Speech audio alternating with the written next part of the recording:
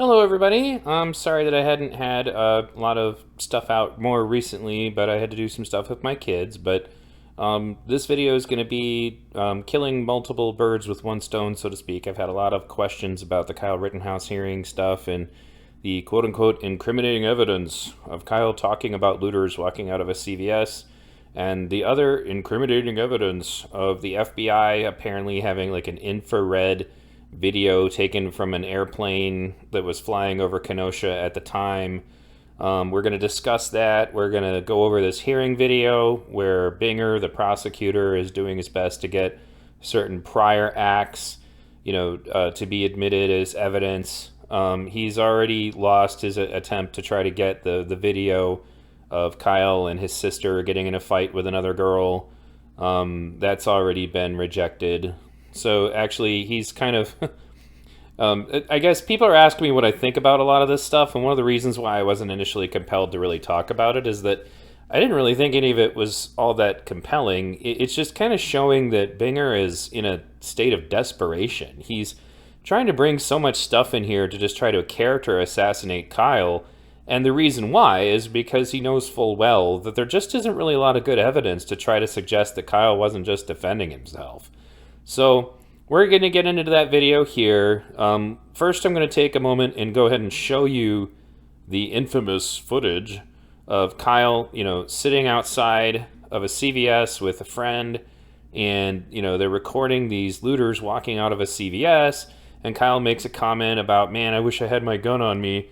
And honestly, the reason I didn't even look at this very much before is because it just sounds like a kid talking shit. He doesn't...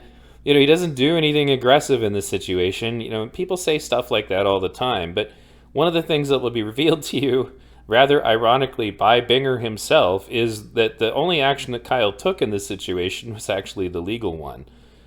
There's other parts of this video that I feel are really important, because there's a moment where the judge himself kind of goes on to describe the situation in a way that I feel is very detailed as far as to what the circumstances in Kenosha were like that night. This wasn't just another day, but we'll get into that as we go. I'm going to play the video. I'm going to, generally play Binger's arguments. I'll play the defense counter arguments, and then I'll give my thoughts. So first, let's take a look at that video that we're about to watch the court discuss.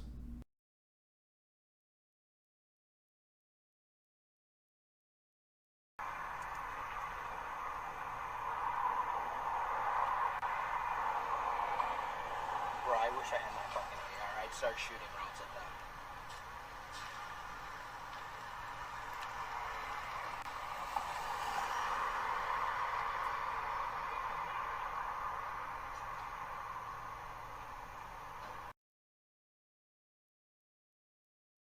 It looks like one of them has a weapon.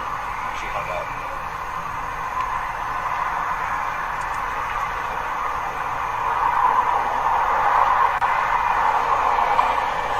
I wish I had my AR. I'd start shooting rounds at them. Okay, so that was the video in question that Binger is trying to suggest is some kind of evidence of character flaw. Let's get into the conversation itself. State's second motion to omit other acts evidence, reporting about an incident that is claimed to have occurred on the 10th August, involving an incident outside a CVS.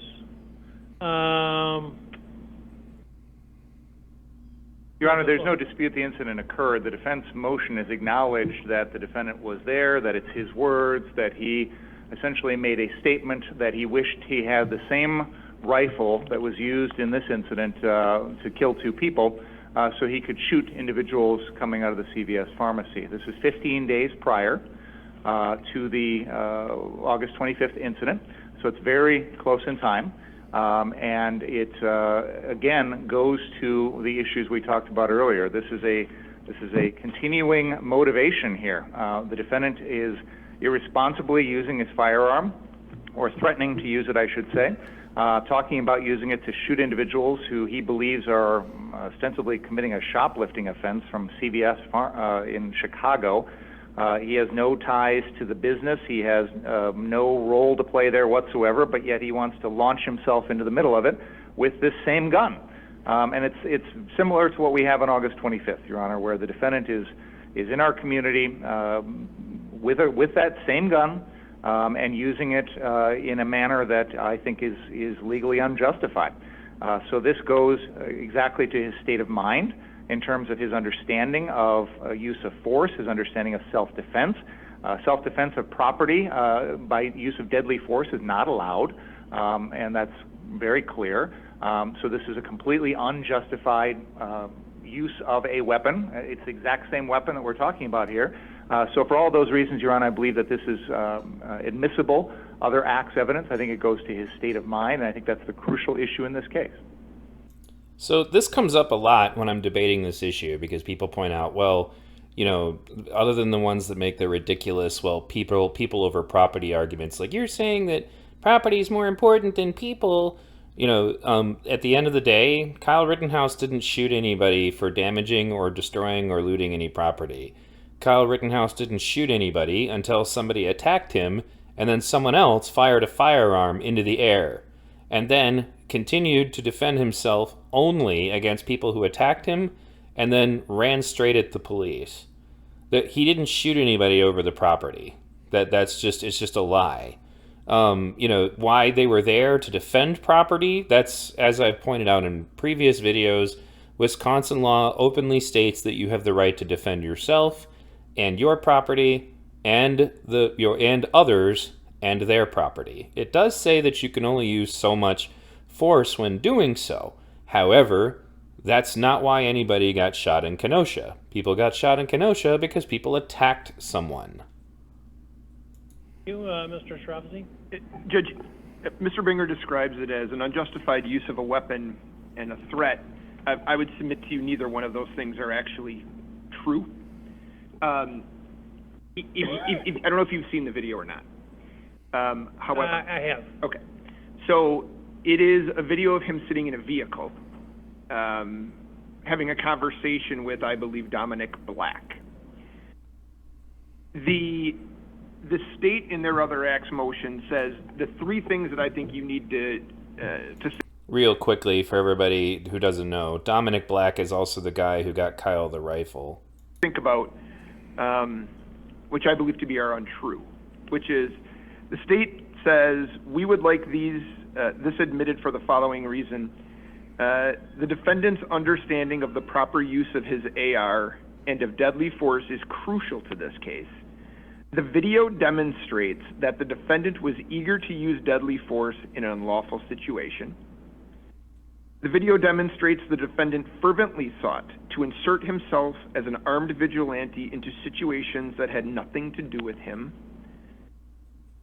Finally, and perhaps most importantly, the video proves the defendant was ready and willing to use deadly force in situations where it was completely unjustified. That video doesn't show any of that. He didn't have a weapon. He was sitting in a vehicle having a conversation with someone else. He never made contact with those people at CVS. If you watch the video, they don't know, presumably, they don't know he's even there. He doesn't even step from the vehicle to verbally confront them in any way. He doesn't do anything. He doesn't open his window. He doesn't honk the horn. He does nothing but passively sit and watch what's happening. So to say this video demonstrates his willingness to insert himself into these situations, that's untrue. He didn't insert himself. He could have, but he didn't. If you look at the actual situation and you compare it to, and I want you to know this, Judge, there are situations that I think this would be relevant, okay? And it would be admissible. If he had fired a round at someone who was simply damaging property, I think we might be in a different spot. That didn't happen. Joseph Rosenbaum, Gage Grosskreutz, and Anthony Huber were not as far as I can tell, were not looting anything that night. It is indisputable that Rosenbaum was a rioter. Not debatable. And it is not debatable that Gage Grosskreutz was armed with a Glock pistol in his waistband. That is not debatable either. Does the fact that he made that statement 14 days prior and took no action, didn't have a gun, didn't get out of the car, didn't do anything, does that make it more probable that this wasn't self-defense? I would submit to you the answer is no, because, as I've said to you before, this wasn't him taking pot shots at looters. Mr. Rosenbaum was chasing him. That started the whole thing, right? So when you're looking at it, this is Sullivan to a T. Words, the reason Sullivan it wasn't admissible is in one instance it was words, and the other instance it was violence. In this instance, it's words on August 10th, and on August 25th, it is not debatable that there's violence.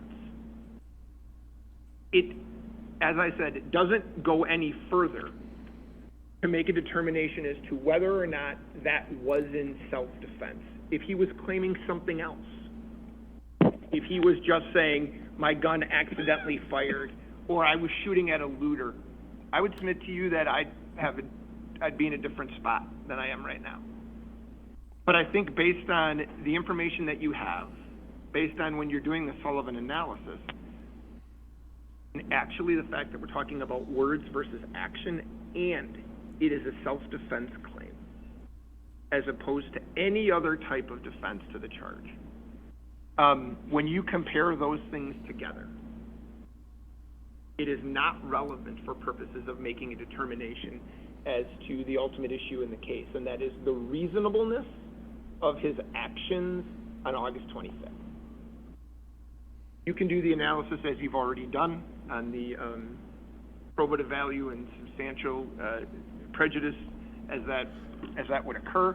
I certainly would argue, Judge, that words don't equal action, and just to admit it, to say, look, he's a guy that would shoot at someone. That's propensity evidence. That's not what happened here, frankly. It's not close to what happened here. And for those reasons, I would ask the court deny the motion. Thank you. I want to respond very briefly, Your Honor, because there is an actual... Before we get into this next bit of hilarity, I want to take a point.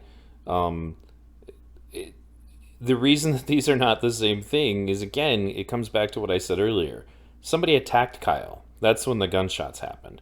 And it was only because Kyle was in a situation where he thought he couldn't escape. Early on that evening, Kyle was shot in the face with pepper spray. And even after that, while his eyes were still watering from it, he still gave medical attention to Black Lives Matter protesters. That's all on video. If it was his goal or his interest specifically just to shoot people, why did he do any of that? You know, they have all these weird, fictional versions of his motives. But anyway, so now Binger is going to talk about what Kyle's actions were that night. This is still in reference to the cell phone conversation, basically the conversation that was taken from a cell phone video wherein he was watching looters coming out of a CVS. This is hilarious. Actual action he takes at the CVS incident, and that is he does call 911 using his personal cell phone. Uh-oh! So Kyle called the police on the looters. Holy shit! Man, this is open and shut. Why didn't you just say so? You know, there's a video of Kyle Rittenhouse talking about looters, first making an offhanded shit-talking comment about how he wished he had his gun, and then he promptly calls the police. Damn! Clearly this kid is just interested in inserting himself in the situation as a vigilante, which is why he called the police. Now, don't get me wrong, the judge is about to make him look really stupid shortly after this. While he's watching this incident. Now, he doesn't know what's going on. He doesn't know what these people are doing. He's sitting in a car across the street. He doesn't talk to anybody. No one asks him to call 911. He thinks he sees a crime. His response, in part, is to call 911. His response is also to say, I wish I had my gun so I could shoot these people. Now, we're lucky he didn't have his gun. But the standard for other acts isn't that we have to present to the court an exact scenario that matches the exact crime that the defendant is being charged with as the other act. That is not the bar here. Nor is the fact that these are simply words a bar to admission.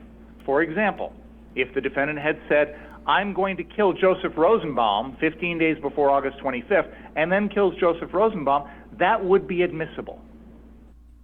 So the fact that it's words, the fact that it's not action, does not bar the admissibility of this. The key issue in this case is the defendant's state of mind. What was his intent on the night of August 25th? What did he intend with that gun? How did he interpret the threats that he thought were coming towards him? How did he react to them? Were they reasonable? How do we determine what's reasonable? We look at the incident, we look at the defendant's state of mind, we look at his motivations, his intent, his knowledge, all of those things. We don't have a lot of insight into that. The defendant has not given a statement. We don't have a lot of history here, one way or the other. I have sought in my prior other acts motion, and the court has ruled on it, to give some context to the jury as to the defendant's state of mind. This is also part of that. And I acknowledge the court's ruling on my prior other acts motion. The court has denied that, made some rulings on that. This is unquestionably a far more powerful other act. It is a more relevant one. It goes more strongly than even the prior motion to the Sullivan factors, to the relevance, and in terms of undue prejudice here, that is absolutely not even a factor here, because we're talking about the same gun, we're talking about the defendant's own words, we're talking about close in time, so it's not a question of undue prejudice here. This is giving the jury an honest insight into the defendant's state of mind, to determine what his subjective beliefs were, to determine what a reasonable person would do. This is information the jury should have when making those determinations. Now, the court can make a limiting instruction on it. The jury can give it the weight that they feel that it deserves, but they deserve to hear the truth about what the defendant was thinking and what his intent was with this weapon. And let's put this in a larger context, Your Honor, because this was a weapon that he purchased a few months prior. I believe it was in May of 2021. My understanding from the evidence in this case is that he had gone up somewhere in Wisconsin, fired that weapon one time, ever, prior to August 25th. So he's here on August 10th. He's wishing he had the gun. He doesn't have the gun. It's not in his possession because he can't take it to Illinois. He doesn't have a firearms owner ID card. He can't get one because he's not 18. He's storing the gun at a friend's house here in Kenosha, and he's limited in terms of his access to it. He's shot it one time. He wishes he had it on August 10th because he would have used it if he had it that time to stop what he thought was a crime in progress. And then on August 25th, we know what he did with it. So his relationship with that gun, his desire to use that gun, his inability to access that gun is all crucial here in terms of the context and the state of mind here. So when you put it in that context, it becomes even more relevant evidence. And I think the jury is entitled to hear it. Thank you. Thank you. His state of mind was to call the cops, you fucking idiot. Anyway. And once again, I think the evidence is too dissimilar. It becomes propensity evidence. The effort, it seems to me, is being made to show that the defendant is a violent vigilante, and he's willing to employ violence, and he's willing to take matters into his own hands. Although certainly I think I heard now for the first time that he called 911. So he didn't take matters into his own hand. He called the proper authorities. That was not an issue on the date that the incident here in Kenosha occurred, because he could have called 911 all he wanted. There was general lawlessness in the community, which was out of control. And so whether he was motivated towards acting as a vigilante in this case, I don't know. That's for the jury to decide, or whether, if they get to that, if it's necessary for them to decide it. But the acts are totally dissimilar, because in the one instance, he's observing what he believes to be a crime being committed. He makes some threatening statements, for sure. statements, and then the one action that he takes is one that is a proper action. The incident in Kenosha, from what I've heard, and I haven't heard what the defense has claimed here, contradicted, is that the incident, I don't want to say started, but the last moments of prior to the shooting, it consisted of the defendant taking a fire extinguisher to try to assist with extinguishing some blazes. I know that, you know, there was the night that the furniture, I think it's was a furniture store on 60th Street and Department of Corrections building, the firefighters never showed up. I mean, you could call 911 all you wanted. There was no law and order. And I'm certainly not condemning the local authorities here. The police and the fire and the sheriffs acted very bravely, and the people who assisted them. There was simply inadequate personnel to deal with the emergency here. So whatever the defendant's conduct was has to be examined in that light. This is an extremely important statement made by the judge, and it really reinforces what many of us have been saying the whole time. There are a lot of people who make the argument that he should not have been there, you know, that he should not have inserted himself, or that he was, you know, using authority that he doesn't have, like all the arguments of he's not a cop, it's not his job, and some of those arguments are going to be made again during the course of this video. But the big point here is the judge is pointing out, these are not normal circumstances. These are the circumstances that are the reason why the Wisconsin statutes about self-defense and defense of property exist in the first place. Because the cops can't be everywhere at once, and you're not obligated to just let people destroy your city because the cops can't respond or won't respond. You know, and that's really the funny thing is that, you know, if you really read between the lines here, the reason, for example, why they always give the argument of he shouldn't have been there is usually to say things like, you know, it was illegal for him to be there. Yet, for some reason, the fact that all of the rioters were there doesn't seem to fall into this. Like, the same people who are obsessed with whether or not Kyle Rittenhouse should have been present in Kenosha don't have anything to say about the Black Lives Matter activists who were systematically going business to business trying to destroy the city. And the reality is that if you really dug deep, you'd find that they do support that there were rioters and looters there. And therefore, you know, they feel those people did have a right to be there. Why? Not for any legal reason, but because they're on their side. It's their tribe doing it, so therefore it must be okay. You know, and that's really what it amounts to. You know, and I told Lynn Wood this, you know, when I interviewed him, was like, nobody should have been there. You know, if that's your obsession, you know, but for some reason you only want to talk about one person who shouldn't have been there. You know, but anyway, we'll get back to that in a moment. The big thing here, though, is just like what that judge pointed out, is that this isn't just a situation where Kyle could have just called the cops or could have just called the fire department. You know, the reason that armed group was there was because the police were ordered to stand down because they didn't have sufficient resources to be able to stop this riot. And whether he assumed a role he ought not have, or whether he did, that's for the jury to sift through. But, Your Honor, that's an incident that occurred in a peaceful setting where he saw something he believed to be criminal taking place, made some clearly threatening remarks. Threatening is probably the wrong word. There are certainly statements that could be illustrative of his will and wishes at that time, for sure. And then ultimately took the correct action versus an incident which is ongoing here in Kenosha in a lawless setting in which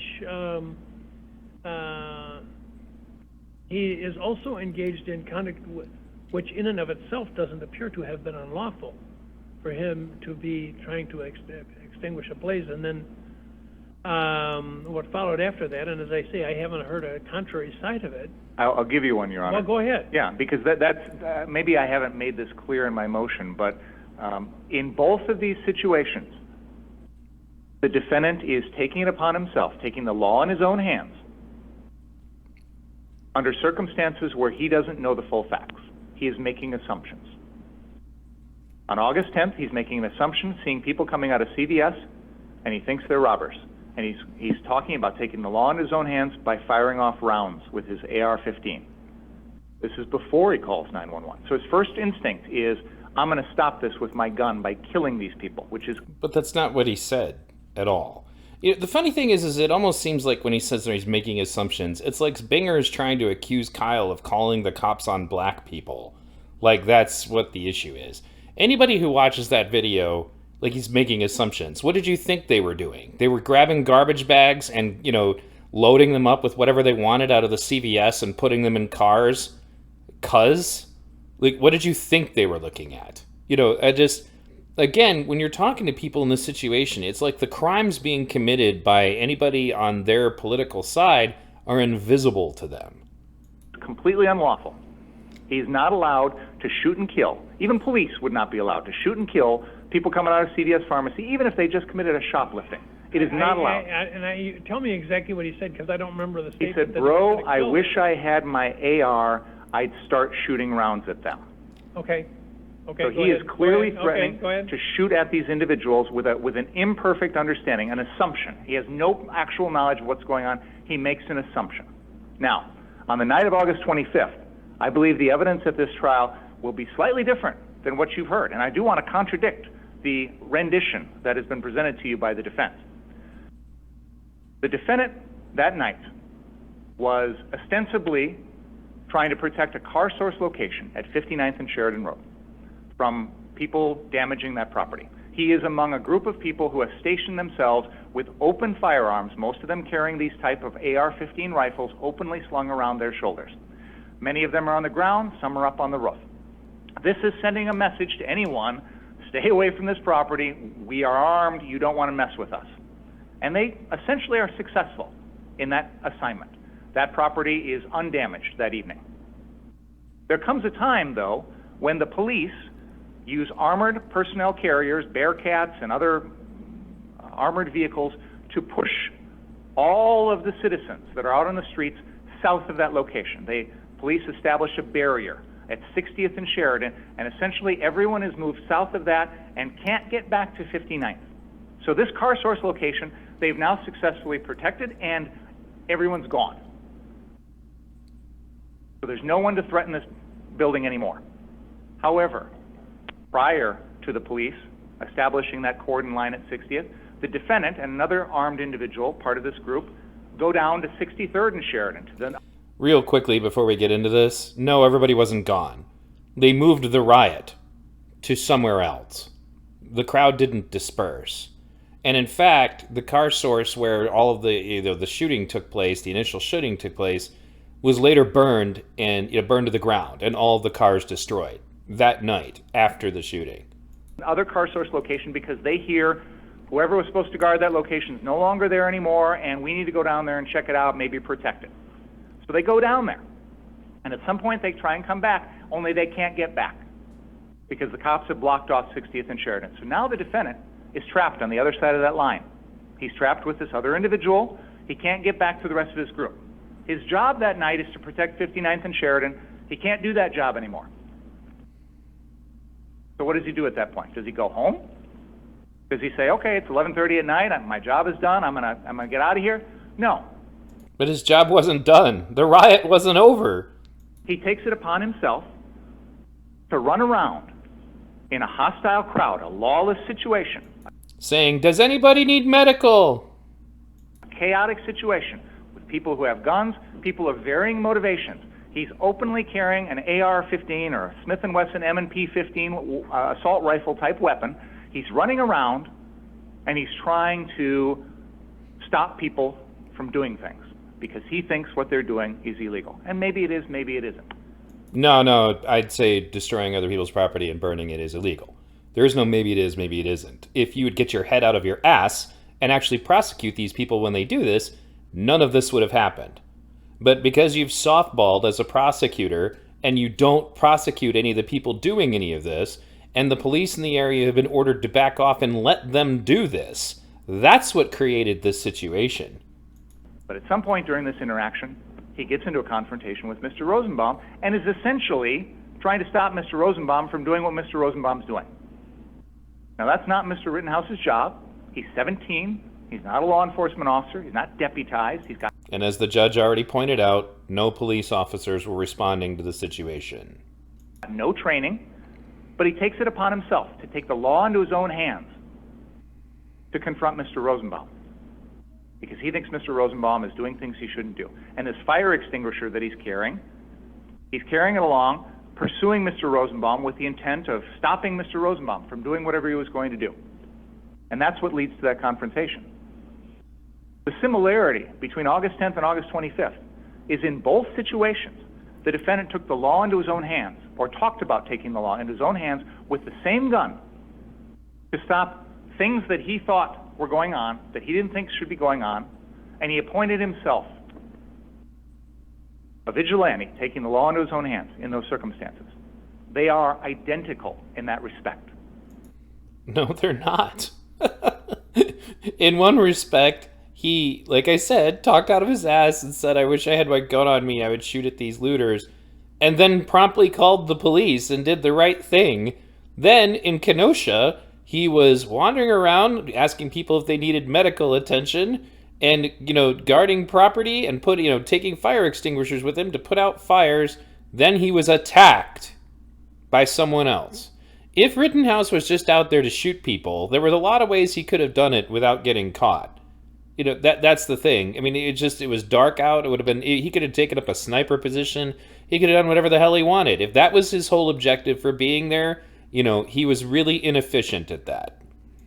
And when we talk about the defendant's motive and intent that night, this is crucial to the case, because that is exactly what he's going on. And the defense will have testimony on this. They will say, Mr. Rittenhouse was trying to stop these people. He was concerned about looters. He was concerned about fires. He's going to put them out with the fire extinguisher. He's going to stop these bad people from doing bad things, or so he says. Except that that's not his job. Nobody asked him to do that. He's got no legal authority to do that. His job was done. As I've already pointed out multiple times in different videos, the Wisconsin state statute makes it very clear, again, that you're allowed to defend yourself, your property, and other people and other people's property. Period. That's the law. It's plain English that you can read. In my videos with Paul Katz and my videos with the non-lawyer, I read that extensively. And if you want to see it and you can't find it, I'll make it available to you. But he's just flat out lying at this point. And as the judge has already pointed out, this is not a normal situation. Nobody had the quote-unquote job of dealing with these rioters at that point. And private citizens still have the right to try to defend their community in these situations. 59th and Sheridan was no longer in any danger. Go home. But he didn't. He was isolated. He was cut off from the rest of his crew. He was running around with an assault rifle type weapon, a very threatening, aggressive weapon. Very threatening, aggressive weapon. Okay. One that deters people. It is designed to deter people. It is right. It's designed to deter people, meaning that then anybody who has their fucking head screwed on straight would recognize maybe I shouldn't attack a kid who has an AR-15. It's a preventative measure. This notion that people bring up, like that he brought it on himself for bringing a gun to the protest. No, you bring a gun to deter people from attacking you. That having a gun does not encourage unarmed people to attack you unless they're fucking idiots. Is designed to threaten others, to let them know, don't mess with me, look what I've got. Other people that night are carrying around semi-automatic pistols, Glocks. Right, like the guy Joshua Zeminski who fired off the first shot, who you keep very pointedly refusing to bring up, that you finally had arrested and then let out on a $1,000 bond, who had a several page long criminal history, yet for some reason is still walking the streets of Kenosha on your beat. In your area, you let this guy walk around, the one who actually fired the first round that did all of this. Jesus Christ, you sniveling twit. Which you can conceal and hide. Other people can't see it. It's not designed to tell people go away. It's not designed to tell people leave me alone. You carry around an assault rifle like this, you're sending that message to other people. That's what the defendant was doing. Running around in all this, taking on this responsibility, which he had no lawful authority to do, and making assumptions about what Mr. Rosenbaum was going to do next, or what he shouldn't have been doing, and then confronting Mr. Rosenbaum about that. That is the context here, Your Honor. And the August 10th incident is exactly the same in that respect. Exactly the same in taking the law into his own hands with the same gun, making assumptions about what other people are doing, and taking responsibility to try and stop people when you are not trained, you're not a law enforcement, you're a teenager. Not his job. So it's exactly the same fact scenario, Your Honor. And I apologize for not making this clearer in my motion, but I think when you look at it through that perspective, Your Honor, you can see why this goes exactly to motive and intent. Now, you say it's proclivity evidence, it's propensity evidence. It shows a motive and intent to be a vigilante that night and take the law in his own hands and use deadly force to stop people who are committing crimes that no one is allowed to use deadly force to stop. Police officers are not allowed to shoot shoplifters. Police officers are not allowed to shoot people who are about to set a vehicle in a used car lot on fire. Well, I can tell you this, if you charge the police officer and then one of your companions fired a shot off behind him, the likelihood that he's going to turn and fire his pistol would go up exponentially. Because that's the only reason any guns were fired, was because one of the people that you had in your custody that you let off on a $1,000 bond fired his pistol into the air. The one that you're trying to insinuate is somehow less threatening. You don't get to use deadly force in those circumstances. You don't get to threaten deadly force in those circumstances. So what Mr. Rittenhouse was doing was well beyond what even the police could have done that night. He took it upon himself, and that is unlawful. It is unjustified. That's what we're talking about here. So that's... Do you notice how he just continually doesn't talk about the real reason that Kyle fired his weapon? That's the exact similarity between those, and that's why the state's asking that the court allow the jury to hear this, because it goes to his state of mind. It shows that he is the type of person who will act to take the law into his own hands. The defense will give their side of the story. They will portray the defendant as this altruistic young kid who... Look at the defendant. The defense team. They're like trying to stay awake as this guy rambles like a complete fucking idiot. Like this is just hilarious. Look at the look on it. He's like, oh God. I need a nap. Can somebody get me some coffee? I gotta sit here and listen to this dude talk out of his ass. Came here to try and help. The jury can make the decision. But let's give them the full picture here. And they can make a decision with the court's limiting instruction on this other acts issue. The jury can make a decision here as to what the intent and motive of the defendant was, what his subjective beliefs were, and whether or not they were reasonable. But this information is crucial to the jury being able to make that decision. And they deserve to hear it, along with everything else that's going to be submitted by the defense that's going to portray the defendant in a rosy, innocent, altruistic light. Let's have the full picture here. That's all I'm asking.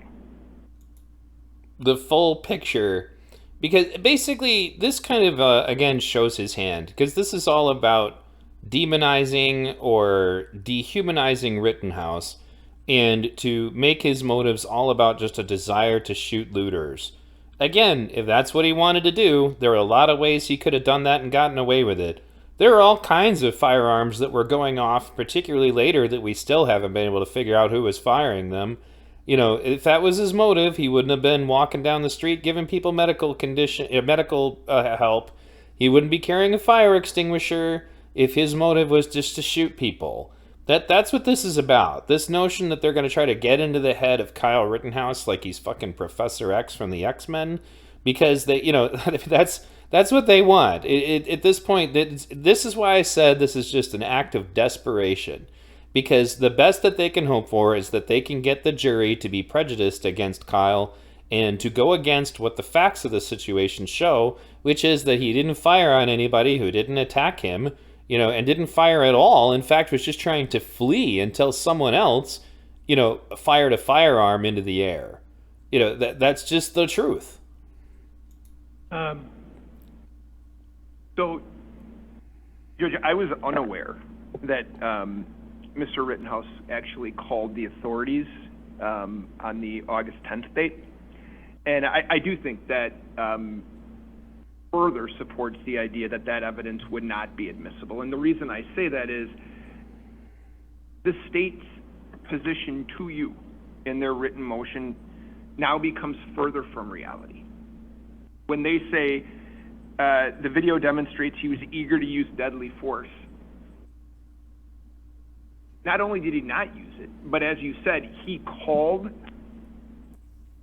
the proper authorities. He did what anybody in this room would say you should do if you believe something unlawful is happening. To a T.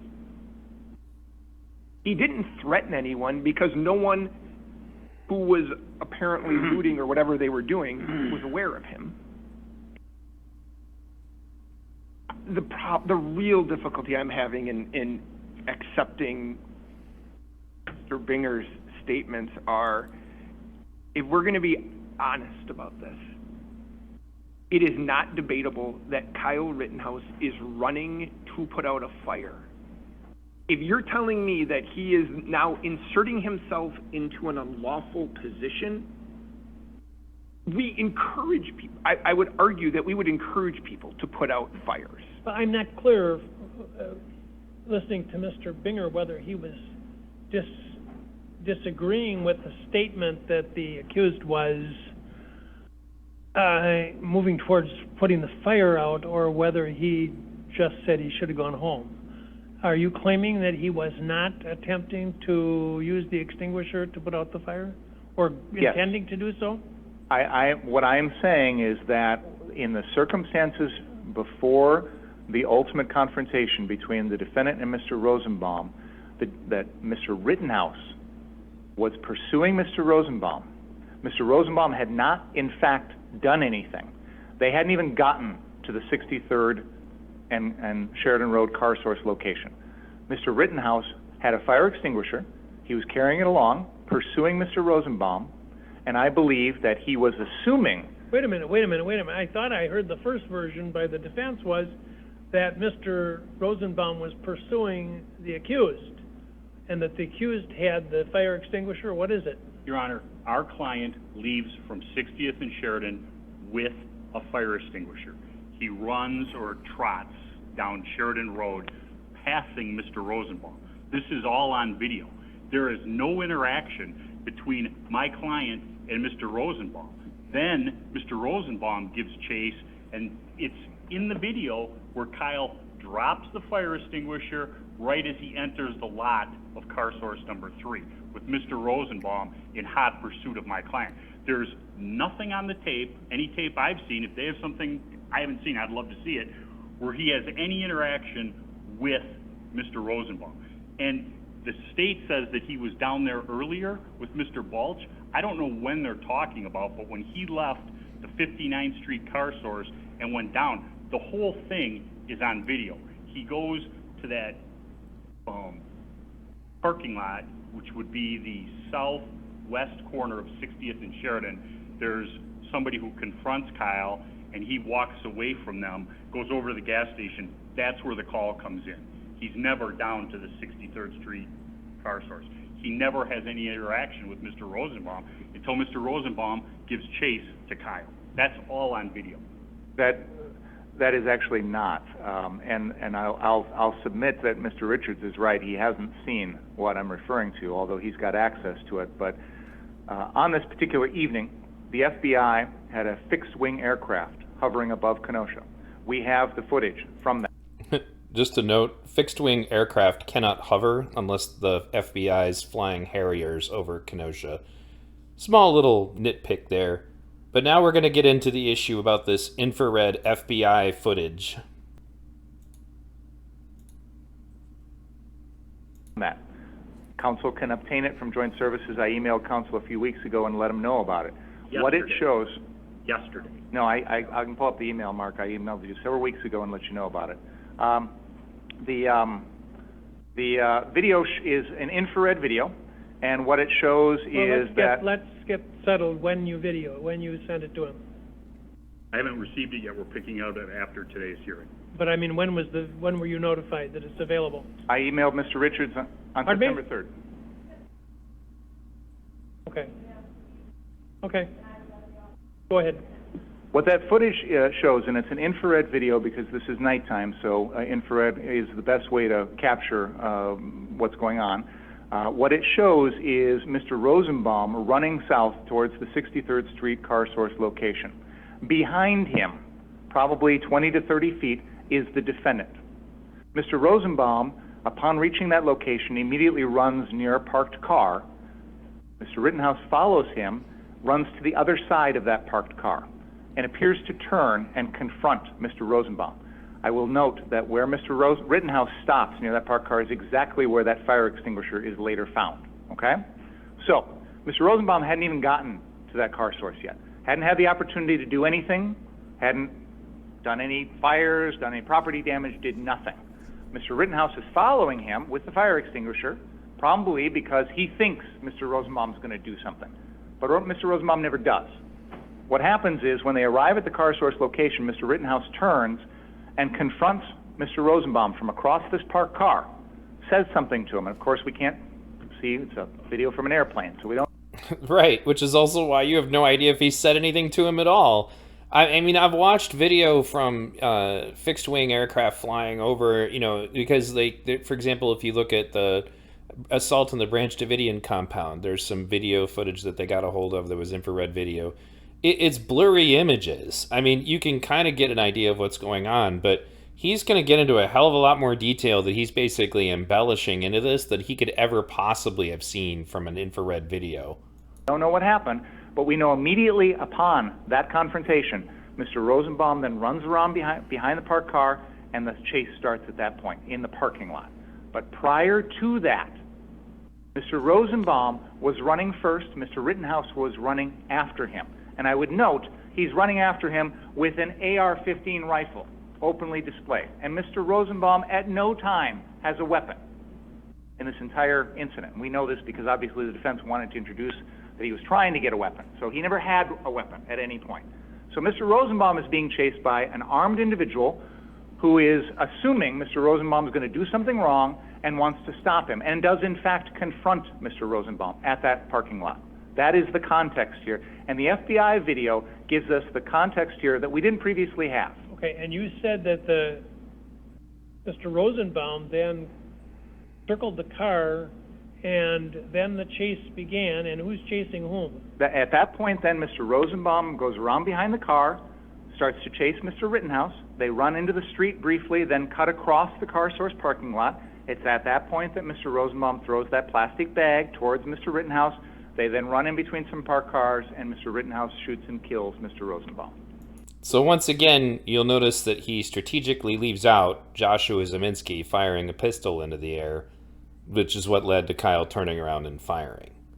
And the funny thing is, let's go ahead and steel man here and suggest that everything that he said is in this infrared video is in this infrared video.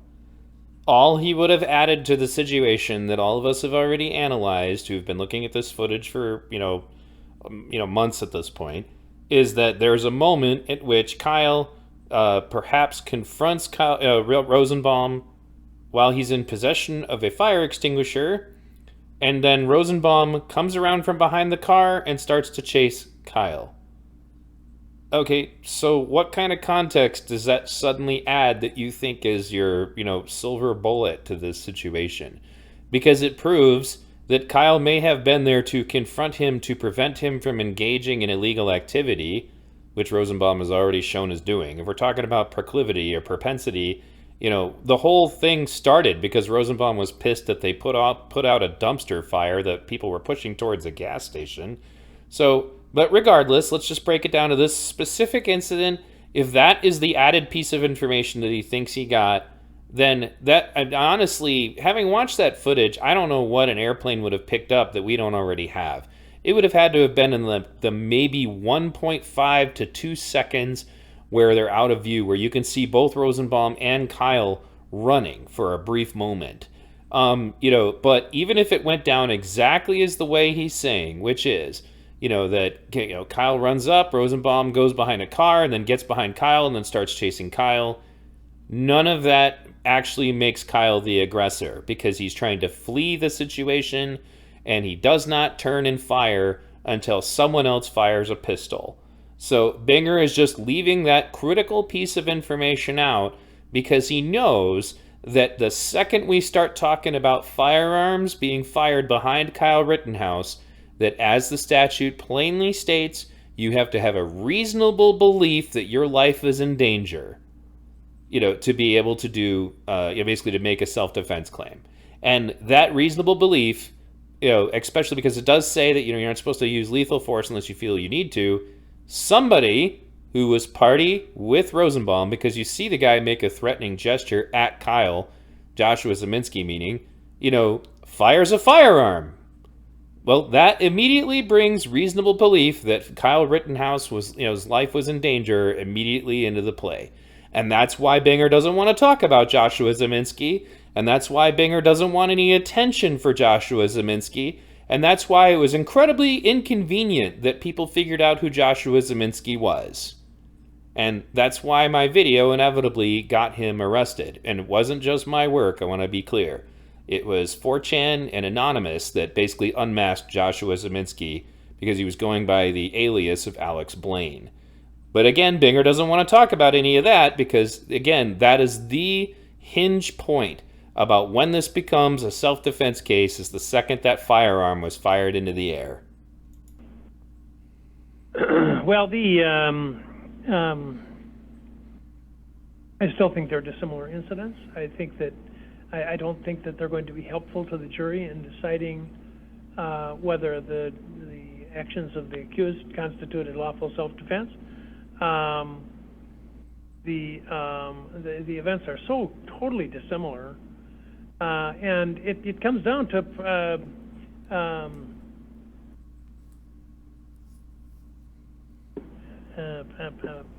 proclivity. That's propensity.